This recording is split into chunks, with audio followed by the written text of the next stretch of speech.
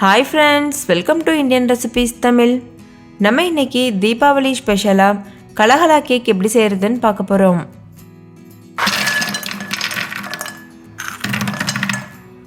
இது நல்ல கிறிஸ்பியா, மொறுமொறுப்பா, ரொம்ப சாஃப்டாவும் இருக்கும். வாயில வச்சது அப்படியே கரைஞ்சு போகும். நீங்களே பாருங்க.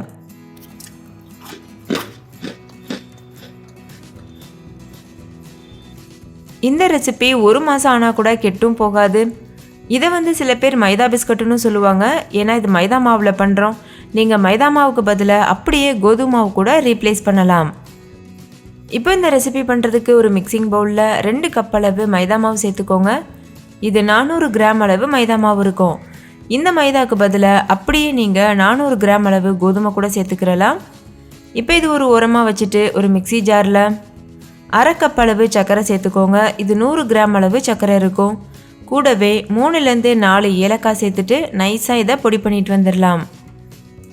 எவ்வளோ முடியுமோ அந்த அளவுக்கு நைஸாக பொடி பண்ணிட்டு வந்துடுங்க. இப்போ இது நல்லா அரைச்சாச்சு. இப்போது இந்த சர்க்கரையை நம்ம ஏற்கனவே போட்டு வச்சுருக்கோம்ல மாவு, அதில் சேர்த்துடணும். சேர்த்துட்டு இதை ஒரு தடவை நல்லா கலந்துக்கோங்க. நான் விஸ்க் வச்சு கலக்கிறேன். விஸ்க் வச்சும் கலக்கலாம், இல்லை கையில் கூட அப்படியே கலந்து விடலாம். அந்த மாவும் சர்க்கரையும் ஒன்றோடன்னு நல்லா கலக்கணும். அது வரைக்கும் நல்லா இது போல் கலந்துக்கோங்க. இப்போ நல்லா கலந்தாச்சு. இதில் 2 டேபிள் ஸ்பூன் அளவு சூடான நெய் சேர்த்துக்கோங்க. நீங்கள் நெய்க்கு பதிலாக டால்டா கூட யூஸ் பண்ணலாம். இப்போது இதை நல்லா மிக்ஸ் பண்ணிடுங்க. நம்ம சேர்த்துருக்க நெய்யும் மாவும் ஒன்றோடொன்று நல்லா கலக்கிற அளவுக்கு நல்லா கலந்துக்கோங்க. நெய் கொஞ்சம் சூடாக இருக்கும், அதனால் ரொம்ப பார்த்து நிதானமாக கலந்து விடுங்க.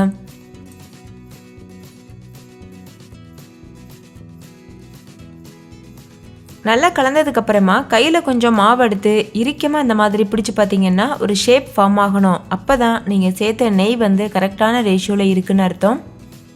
இப்போ இது கரெக்டாக இருக்குது. இப்போ இதில் தேவையான அளவு பால் சேர்த்து இதை சப்பாத்தி மாவு பதத்துக்கு நல்லா பிசைஞ்சு எடுத்துக்க போகிறோம். பால் சேர்க்கறதுனால நல்ல ஒரு கிறிஸ்பினஸ், அதுக்கப்புறமா டேஸ்ட்டும் கிடைக்கும். நீங்கள் பாலுக்கு பதிலாக தண்ணி கூட மிக்ஸ் பண்ணி கலந்துக்கிறலாம். நான் சேர்த்துருக்கிறது காய்ச்சி ஆற வச்ச பால். கொஞ்சம் கொஞ்சமாக சேர்த்து நல்லா இதாக சப்பாத்தி மாவு பதத்துக்கு பிசைஞ்சிக்கிறலாம். ரொம்ப சாஃப்டாகவும் இருக்கக்கூடாது. அப்படி சாஃப்டாக இருந்ததுன்னா நம்ம எண்ணெயில் போட்டு பொரிக்கும் போது அது எண்ணெய் குடிக்கிறதுக்கு வாய்ப்பு இருக்குது. அதனால் கொஞ்சம் சப்பாத்தி மாவை விட கொஞ்சம் டைட்டாக பிசைஞ்சிக்கோங்க. இதில் நான் யூஸ் பண்ணியிருக்க இன்க்ரீடியன்ட்ஸோட லிஸ்ட்டு டிஸ்கிரிப்ஷன் பாக்ஸில் இருக்குது. உங்களுக்கு தெளிவாக வேணும்னா அதை செக் பண்ணி பார்த்து தெரிஞ்சுக்கோங்க. இப்போ பாருங்கள், இது நல்லா பிசைஞ்சாச்சு. இந்தளவுக்கு நல்லா பிசைஞ்சதுக்கப்புறமா இது அப்படியே ஒரு ஓரமாக 30 நிமிஷத்துக்கு ஊற விட்டுருங்க. ஏன்னா நம்ம இதில் சோடாப்பூ இந்த மாதிரி எந்த ஒரு பொருட்களுமே சேர்க்கலை. அதனால் இது நல்லா கிறிஸ்பியாக வர்றதுக்காக கொஞ்சம் நேரம் இது நல்லா செட் ஆகணும். இப்போ மூடி போட்டு மூடியாச்சு. இது ஒரு ஓரமாக இருக்கட்டும். இப்போ 30 நிமிஷம் ஆயிடுச்சு. நம்மளோட மாவு நல்லா செட் ஆயிடுச்சு பாருங்கள். இப்போது இதிலேருந்து சின்ன சின்ன உருண்டைகளாக எடுத்து பிரிச்சுக்கணும். ரொம்ப சின்ன உருண்டையாக இல்லை, நம்ம சப்பாத்திக்கெலாம் தேய்ப்போம்ல அந்த மாதிரி இல்லை. ஒரு 3 சப்பாத்தி தேய்க்கிற அளவுக்கு மாவு எடுத்து இது போல் நல்லா உருட்டிக்கோங்க. இதே அளவில் மீத இருக்க எல்லா மாவையும் உருட்டி தனியாக வச்சுருங்க.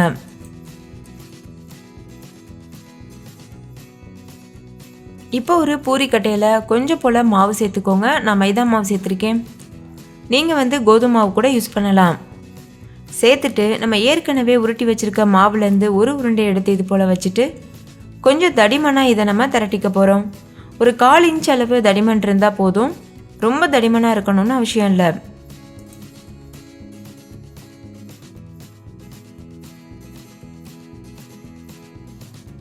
இப்போ இந்த அளவு தடிமனாக திரட்டினதுக்கப்புறமா ஒரு கத்தி வச்சு சின்ன சின்னதாக கட் பண்ணிடலாம். உங்களுக்கு விருப்பமான ஷேப்பில் நீங்கள் கட் பண்ணிக்கலாம். நான் சின்ன சின்ன ஸ்கொயர் ஷேப்பில் கட் பண்ணுறேன். இது பார்க்குறதுக்கும் டேஸ்ட்டும் நம்ம மிக்சர் வாங்கும்போது அதில் சின்ன சின்னதாக ஒரு பிஸ்கட் இருக்கும்ல, இனிப்பாக இருக்கும், அந்த மாதிரியே இருக்கும். இந்த மாதிரி சின்ன சின்னதாக கட் பண்ணிக்கோங்க. அப்போ தான் சீக்கிரமாக வேகும், டேஸ்ட்டும் நல்லாயிருக்கும். இப்போது ஒரு சைடு கட் பண்ணியாச்சு. இன்னொரு பக்கமும் கட் பண்ணிடுங்க. உங்ககிட்ட குக்கி கட்டர் இருந்ததுன்னா நீங்கள் அதை வச்சு நிறைய டிசைன்ஸில் கட் பண்ணலாம். ஸோ அது பார்க்குறதுக்கும் ரொம்ப அழகாக இருக்கும். அதே சமயம் குழந்தைங்களாம் ரொம்ப விரும்பி சாப்பிடுவாங்க.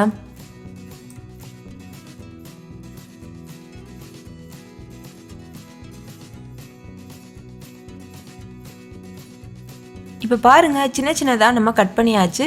இந்த அளவு திக்னஸ் இருக்கணும். இப்போ தான் பெர்ஃபெக்டாக இருக்கும். இப்போ இது எல்லாத்தையும் ஒரு சின்ன பிளேட்டில் வச்சுட்டு இது போல் வச்சுருங்க. வச்சதுக்கப்புறமா நம்ம இதை எண்ணெயில் பொரிச்சு எடுக்கலாம். மீதமான இந்த மாவு இருக்குல்ல, இதை வந்து நம்ம ஏற்கனவே உருட்டி வச்சுருக்க மாவோடு சேர்த்து பிசைஞ்சிட்டு மறுபடிக்கும் இதை திரட்டி இதில் நம்ம பிஸ்கட் பண்ணலாம். இதை நம்ம வேஸ்ட் பண்ண தேவையில்லை. இப்போ பாருங்கள், எண்ணெய் நல்லா சூடாக இருக்குது. அதில் ஒரு சின்ன பீஸ் மட்டும் போட்டு பாருங்கள். அது எப்போ மேலெலும்பி வருதோ அதுக்கப்புறமா மற்ற எல்லா பீஸ்களையும் நம்ம உள்ளே சேர்த்துடலாம்.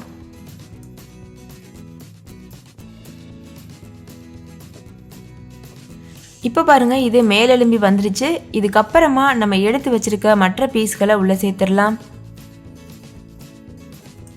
தீயை மீடியம் ஃப்ளேம்லேயே வச்சுக்கோங்க.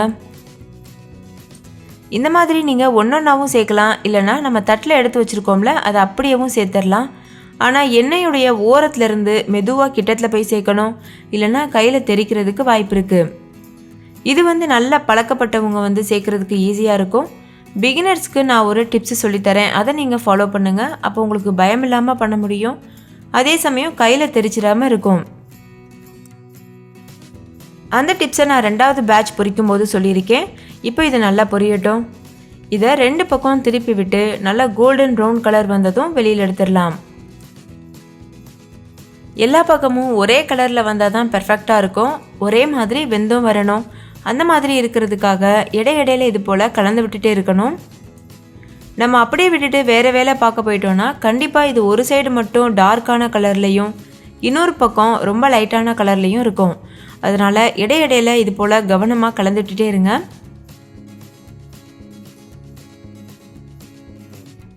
இப்போ பாருங்கள், ஓரளவுக்கு கலர் சேஞ்ச் ஆயிடுச்சு. இது இன்னும் நல்ல கலர் வரணும். அது வரைக்கும் இந்த மாதிரி கலந்து விட்டுட்டே இருக்கலாம். இது வந்து கோல்டன் ப்ரௌன் கலர் வரது வரைக்கும் இதே போல் மிக்ஸ் பண்ணிட்டுருங்க. இதை நீங்கள் எண்ணெயிலேருந்து வெளியில் எடுத்ததுக்கப்புறமா கொஞ்சம் மிருதுவாக இருக்க மாதிரி இருக்கும். அதுக்கப்புறமா மொறுமொறுப்பு தன்மை வந்துடும் நல்லா ஆறுனதுக்கப்புறமா. இப்போ பாருங்கள், கோல்டன் ப்ரௌன் கலரில் வந்துருச்சு. நம்ம இதை வெளியில் எடுத்துடலாம். பார்க்குறதுக்கே கலர்ஃபுல்லாக எவ்வளோ சூப்பராக இருக்குது பார்த்தீங்கல்ல. கண்டிப்பாக இந்த தீபாவளிக்கு இதை ட்ரை பண்ணி பாருங்கள். இதை இப்போது வேறு ஒரு பிளேட்டில் மாற்றிடலாம். மாற்றிட்டு இதை நல்லா ஆற வச்சிடலாம். இதே போல் மீத இருக்க எல்லா பேட்சையும் பொரிச்சு எடுத்துருங்க.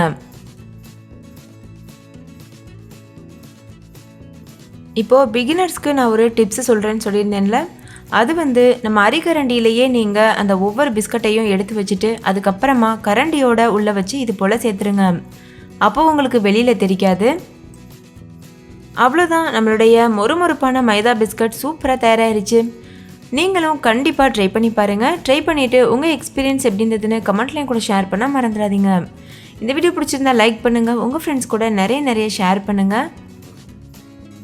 நீங்கள் இந்த ரெசிபியை ட்ரை பண்ணிவிட்டு அதோட பிக் எடுத்து என்னோடய இன்ஸ்டாகிராம் பேஜில் ஷேர் பண்ண மறந்துடாதீங்க.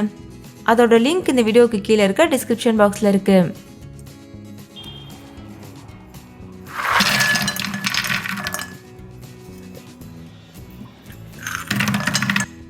இப்போது இந்த பிஸ்கட் எவ்வளோ மொறுமொறுப்பாக வந்திருக்குன்னு நீங்களே பாருங்கள். பார்க்குறதுக்கு டெக்ஸ்டரும் ரொம்ப அருமையாக இருக்குது.